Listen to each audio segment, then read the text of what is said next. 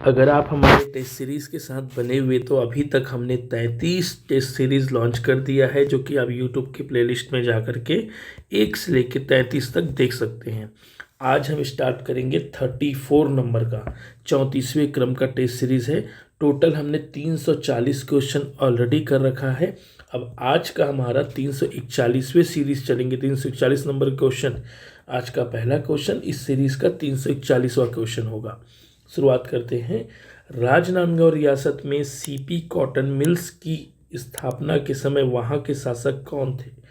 राजनांदगांव रियासत में CP cotton mills की स्थापना के समय वहां के शासक कौन थे? आपको पता है कि राजनांदगांव एक रियासत था, जो कि एक विकसित रियासत थी। विकसित रियासत थी। जब यह पहली बार यह कॉटन मिल लगा तो उस समय वहाँ के राजा कौन थे आपको बताना है। तो उस समय वहाँ के राजा बलराम दास, घासीदास, रामदास, प्रहलाद दास, बताइए। तो उस समय वहाँ के राजा बलराम दास जी थे। आइए बलराम दास जी के बारे में जानते हैं। राजनांदगांव रियासत में बीएनसी मिल की स्थापना के समय बीएनसी को ही कॉटन मिल कहा जाता है, ध्यान रखेंगे। Bengal Nagpur cotton mill, Bengal Nagpur cotton mill इसका फुल फॉर्म है, ठीक है।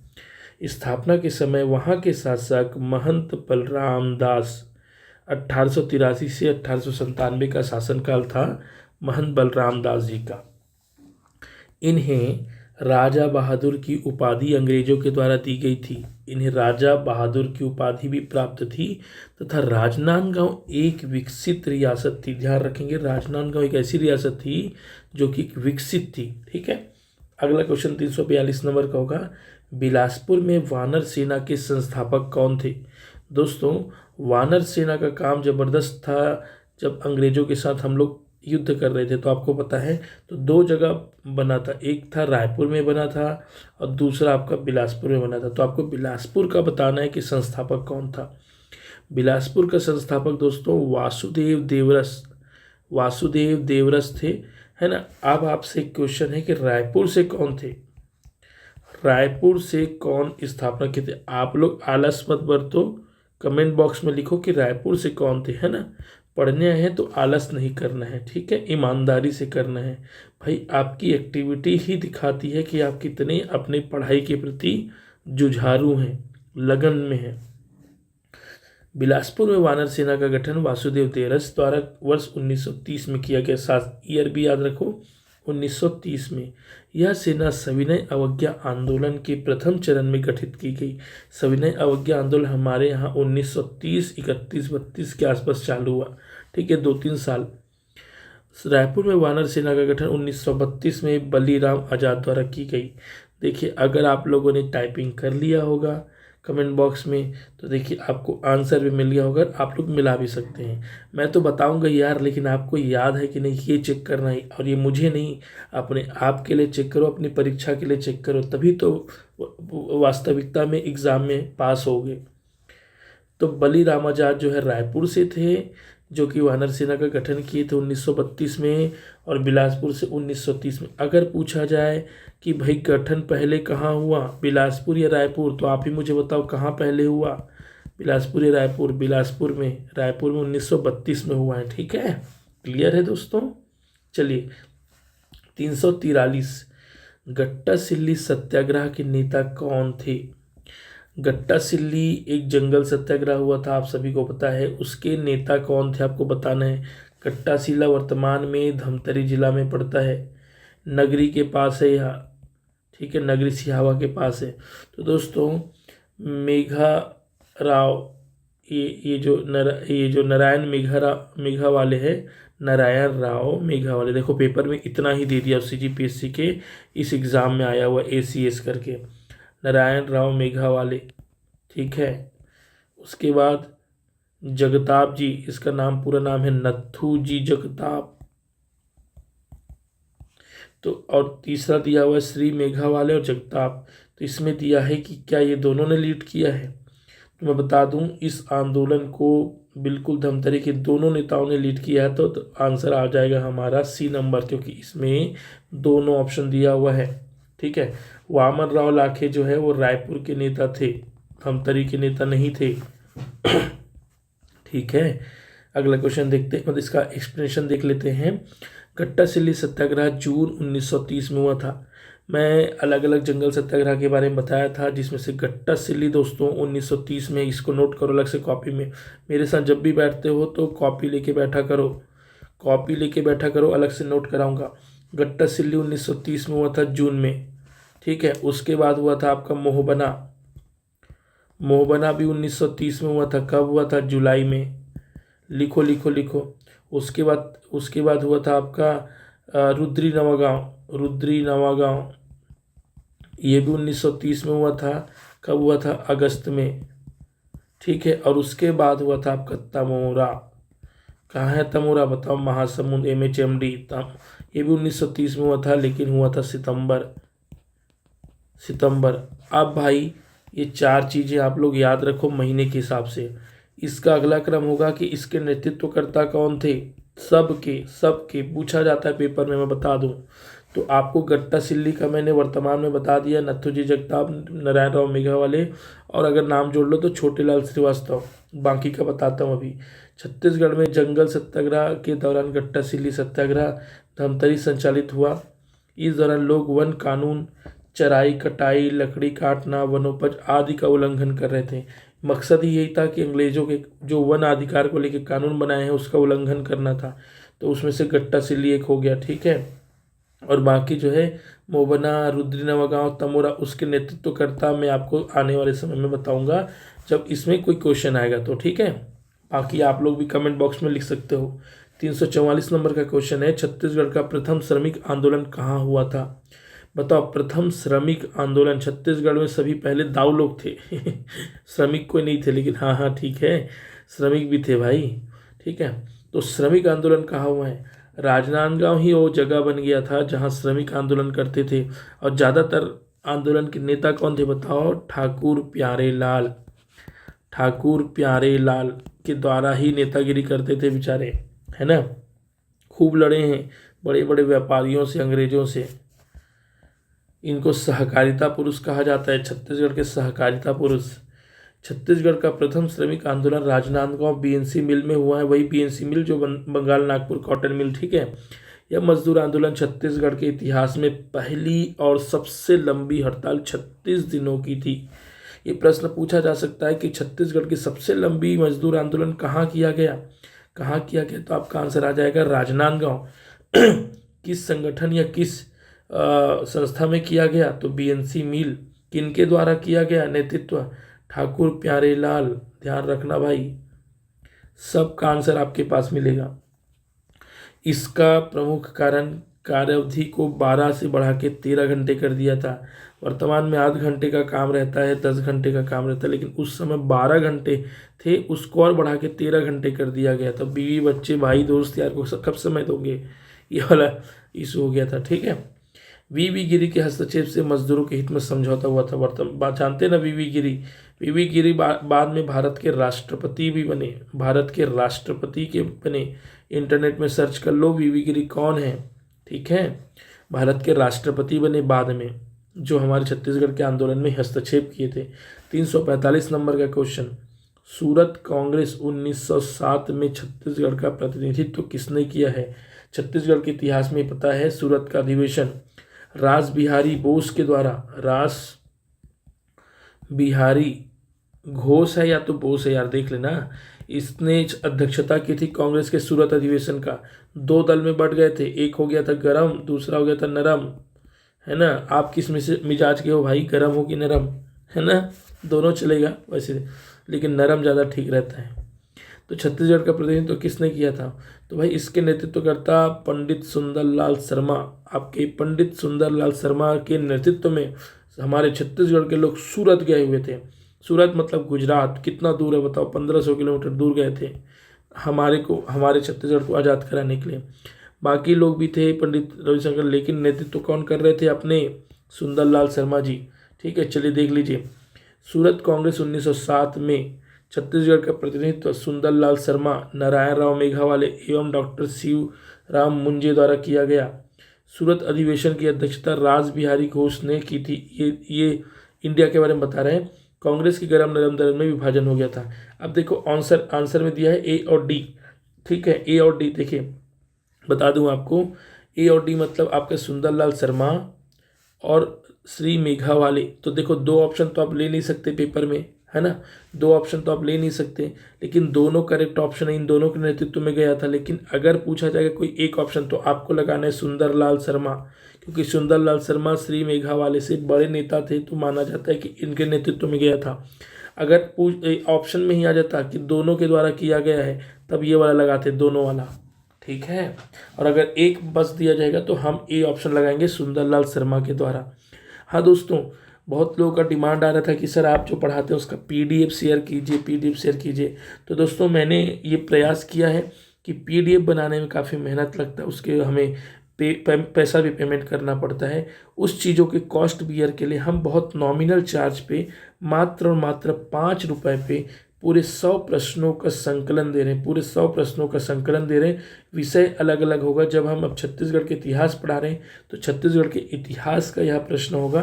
टोटल 100 प्रश्न होंगे जो कि प्रीवियस ईयर क्वेश्चन पेपर आए होंगे, जिसका मैं एक्सप्लेनेशन पूरी यूट्यूब पे बताया हुआ हूँ। अगर आप एक में क्विक रिवीजन करना चाहते हैं और तुरंत रिवीजन करना चाहते हैं तो यह 100 प्रश्नों का संकलन मात्र 5 रुपये का पेमेंट करके आप खरीद सकते हैं। इसमें फ़ोनपे का QR कोड दिया हुआ है, और QR कोड जैसे ही होता है उसका स्क्रीनशॉट करके ये नंबर को इस नंबर में सेंड कर देना, आपको PDF मिल जाएगा।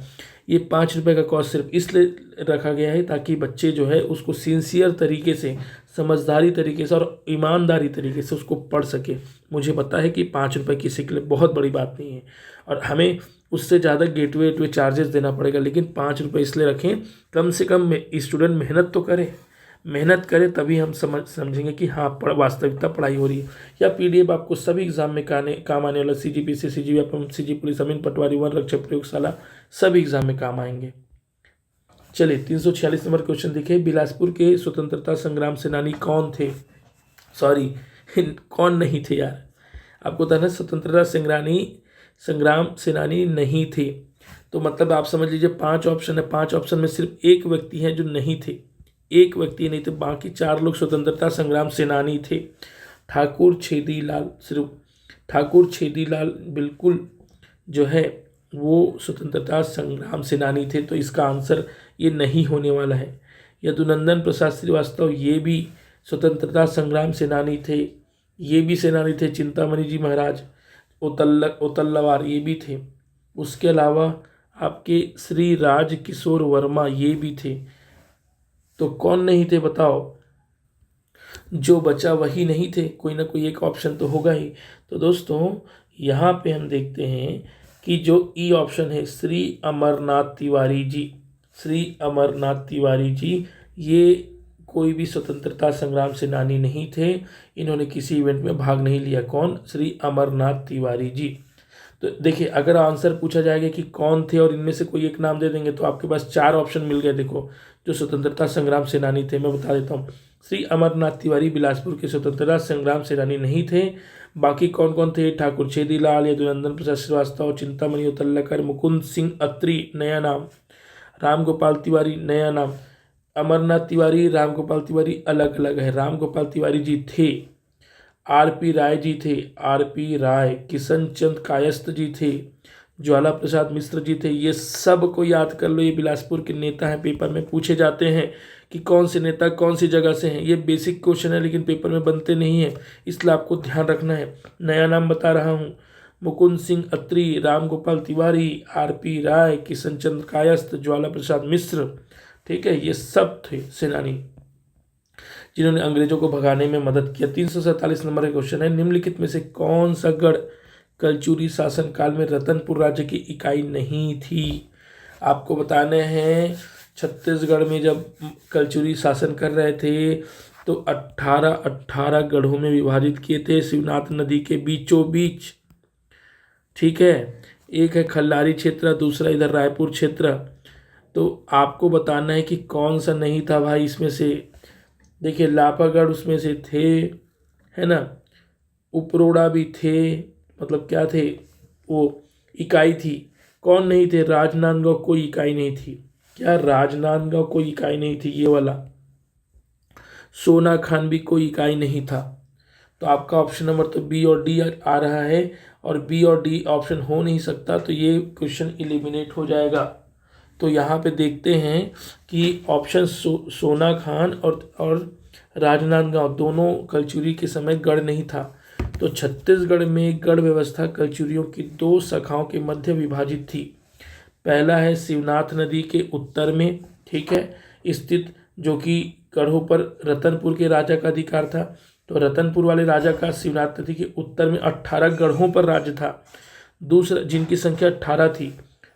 सोनाखान और राजनांदगांव इसके अधिकार क्षेत्र में नहीं थे, ध्यान रखना है।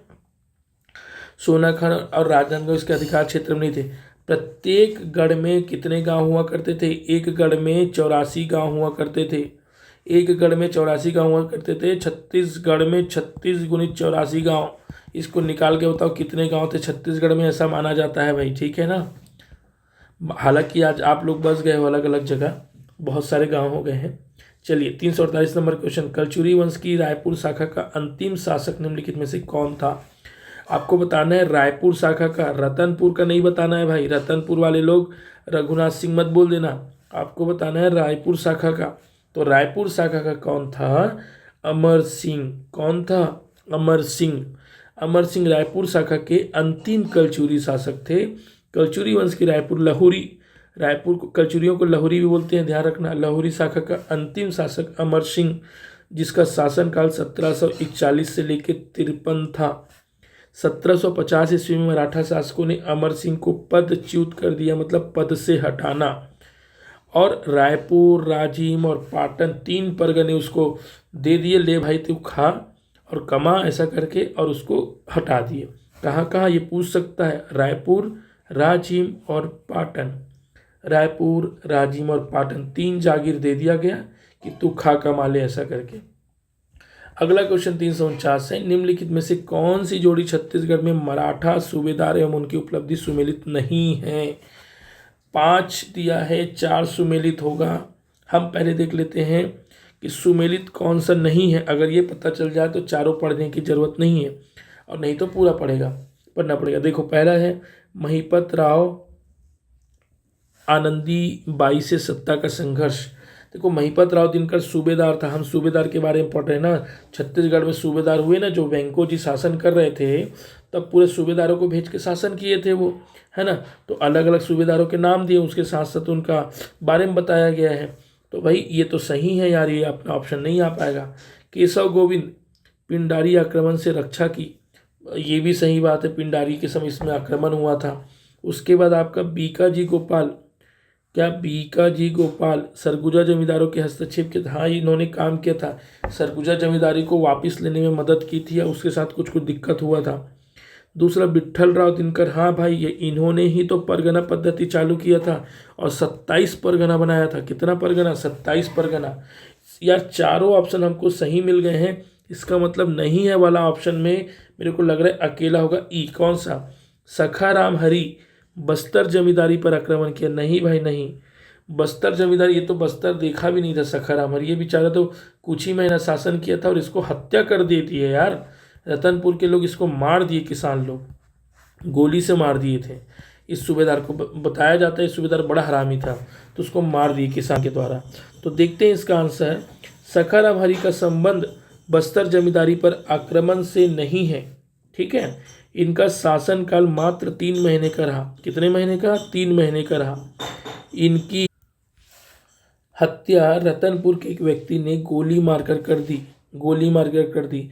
छत्तीसगढ़ में सूबा शासन के अंतर्गत नियुक्त अंतिम सूबेदार, देखो अंतिम सूबेदार का भी आपको नाम बता देते हैं। यादव राव दिनकर 1817 से 1818।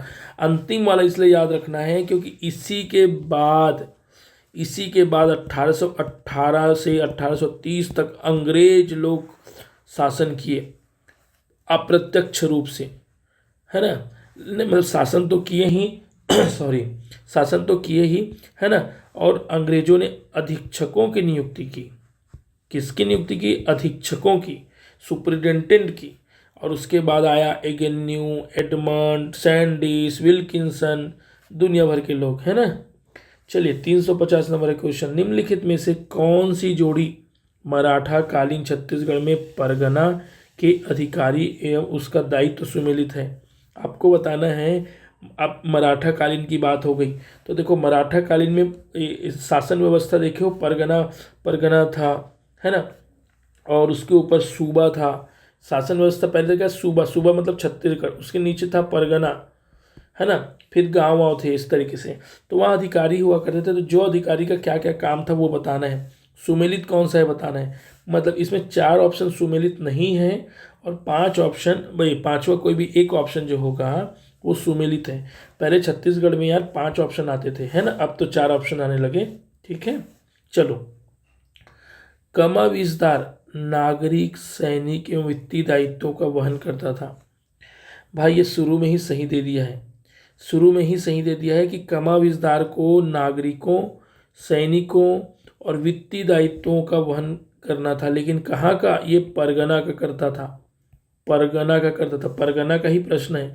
अगर यहीं सूबा बोल देता ना, सूबा बोल देता ना तो सूबेदार आ जाता आंसर। इसके जस्ट ऊपर वाला पद होता है सूबेदार। ठीक है, तो चलो मैं, लेकिन बाकी तो है, इसको डिटेल से बताते हैं। इसका मतलब बढ़कर, बरार, पांडे, फडणवीस, पोद्दार, ये सब गलत है, ये सब तो गलत है। लेकिन इसका एक्चुअल आंसर क्या है ये तो देखो पहले। चलो कमाविजदार हमारा आंसर हो गया ना, इसका एक्चुअल आंसर भी बताता हूँ। ठीक है, यहाँ से देखो, ये देखो, चलो इसमें एक पेज लाया हूँ आपके लिए। कमाविजदार का काम था, जो ऊपर देखे थे, परगना का सर्वोच्च अधिकारी होता था, सूबेदार के प्रति उत्तरदायी होता था। जल्दी जल्दी सुनो, है ना। अपने क्षेत्र में शांति सुरक्षा के और राजस्व वसूली का काम करता था। परगने में नागरिक, सैनिक, वित्तीय दायित्वों का वहन करता था। क्लियर है, ठीक है। रैयत द्वारा इनको एक टैक्स दिया जाता था जिसको बोलते हैं शुक्राना, भेंट बोल लो, गिफ्ट बोल लो। और कमाविजदार जो रक्षाबंधन में भी एक उसको गिफ्ट मिलता था, उसको बोलते हैं टीका या नजराना। ये हो गया आपका कमाविजदार के बारे में। कोई भी प्रश्न आए जरूर याद रखना। फडणवीस के बारे में भी सुन लो। फडणवीस 2 प्रकार से थे, राजस्व अधिकारी भी बोलते थे और पूरे आय व्यय का भी जानकारी रखते थे। ठीक है, उसका सहायता के लिए नायक फडणवीस होता था, उसके सहायता के लिए नायक फडणवीस होता था। बड़गर के बारे में जान लो। बड़गर कौन होता था? बड़गर जो है वो लगान से संबंधित काम करता था। लगान, जो किसानों की लगान होती थी ना, उससे। उसके अलावा परगनों के फसलों की दशा, अन्य सामान्य स्थिति की सूचना किसको देता था? अपने ऊपर अधिकारी। ऊपर अधिकारी कौन है?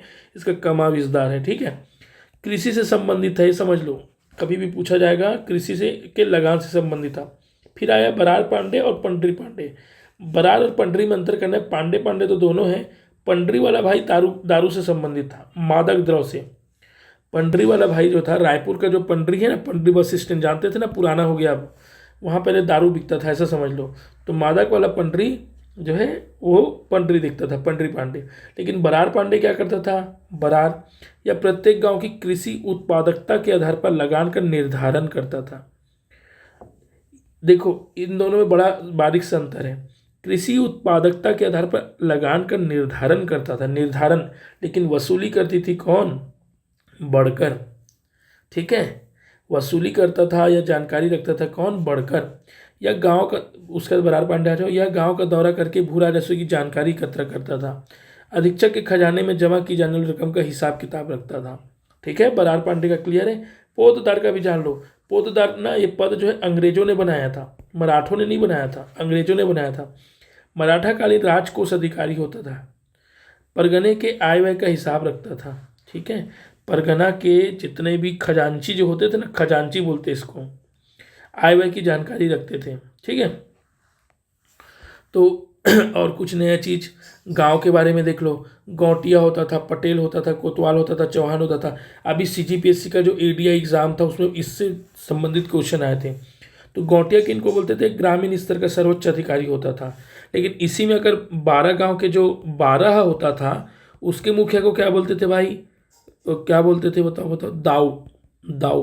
और गांव के मुखिया को गौटिया। ठीक है, इनका काम क्या था? गांव के छोटे मोटे मुद्दे निपटा देते थे, है ना, और ग्रामीण शासन का संचालन करता था। पटेल क्या होता था? गांव में लगान का निर्धारण करता था, वसूली भी करता था, फिर आगे देता था।